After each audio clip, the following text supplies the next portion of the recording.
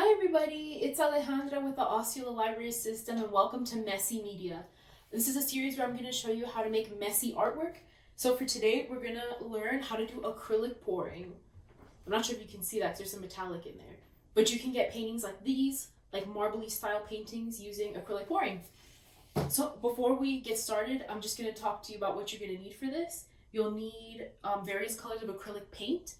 If this is your first time doing acrylic pouring, I would suggest maybe sticking to just 3 or 4 colors and no more than that. You'll need plenty of cups to prepare your paint in, some popsicle sticks for mixing your paint, a canvas or canvas panel as I'm using, and then you'll need a mixing medium, so that can be glue, or I use Floetrol. This is a paint conditioner that you can use to sort of thin out your paint and make it a little bit more fluid. Acrylic pour artists also use stuff like silicone, alcohol, and dish soap to create cells and more patterns in their acrylic pouring. So if you have those things on hand, I mean, you might not have silicone on hand, but if you have alcohol or dish soap on hand, then you can go ahead and put that in your mixture as well and see what happens. Oh, and definitely lots of napkins because it's gonna get messy. And with that, I think we can go ahead and get started. We can come closer.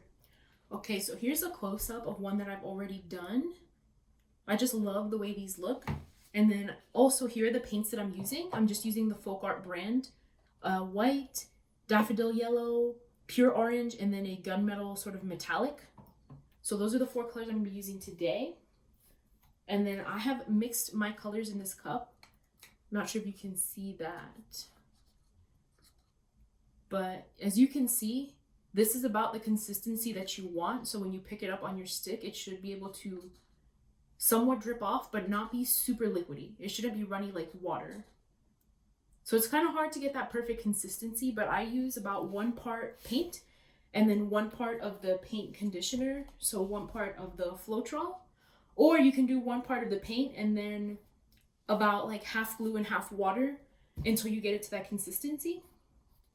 So what I'm gonna do for my painting is I'm gonna do what's called a dirty pour. So I'm gonna pour all my paint colors into 1 cup and then pour that on top of my canvas. So you can see there when I'm pouring it about what consistency you want.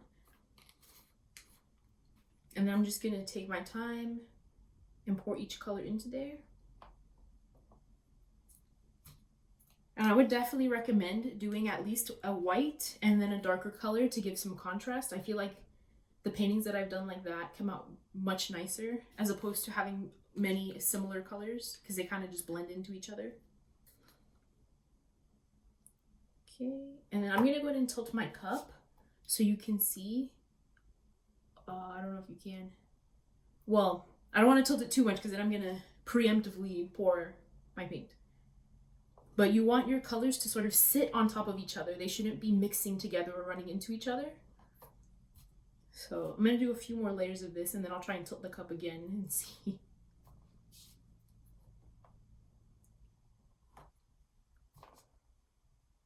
Oh, I forgot my order. That's okay. I do really love though how you can do this exactly the same way every single time and your paintings will never be the same. That's one of my favorite things about this type of painting. Okay, maybe you'll be able to see it now when my cup is a little bit more full. So you can see they're laying on top of each other. They're not sort of mixing together. So I'm gonna go ahead and just pour this directly onto my canvas.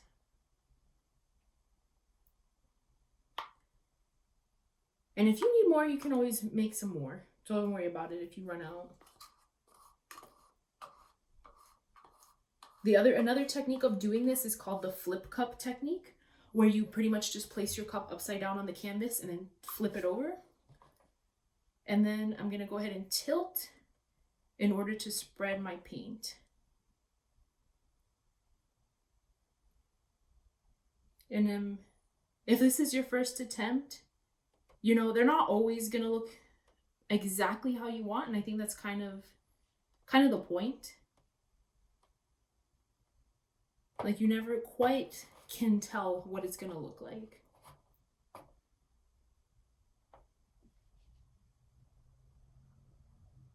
I've definitely had a few where initially I'm like, wow, this looks wonderful, and then I start tilting it And my favorite parts kind of just fly off of the canvas.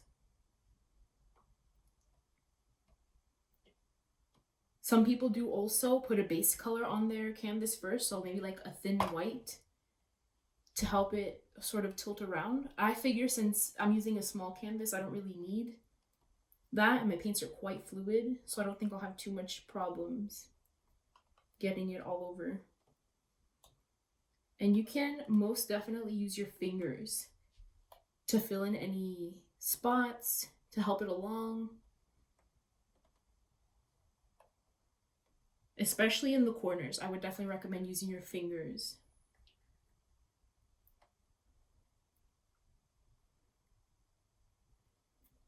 Okay, so like I said, I have some empty spots here, so I'm gonna go ahead and pour a little bit more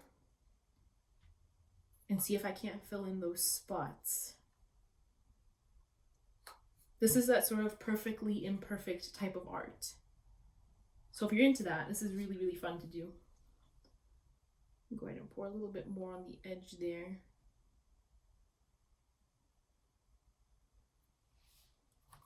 And then give it a tilt.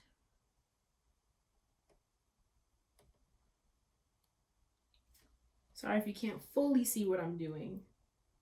But once I'm done, I'll definitely show you.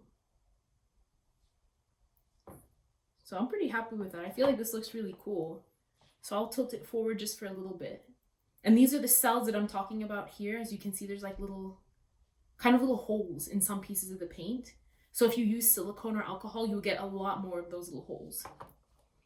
Okay, and that's pretty much our finished work. Thanks so much for joining me, everybody. I did forget to mention earlier that if you do want to try this with the Floetrol / like paint conditioner, you can get this at like a Home Depot or a Lowe's. Any home improvement store should have this in their paint section if you wanted to try it with this. Otherwise, definitely try the glue and water. It works just as well. Thanks so much for joining me. Just so you know, our next Messy Media is going to be next Wednesday the 16th, where I'm going to be showing you how to do paint splatter art, so another messy painting. And now it's time for our Beanstack secret code. So Beanstack is an online platform where you can earn badges in log reading in our summer reading program. So the Beanstack secret code for this program is PAINT. That's PAINT, paint, and you can go ahead and redeem that at osceolalibrary.beanstack.org. Okay? Thanks so much for joining me. Have a good one, everyone. See you next time.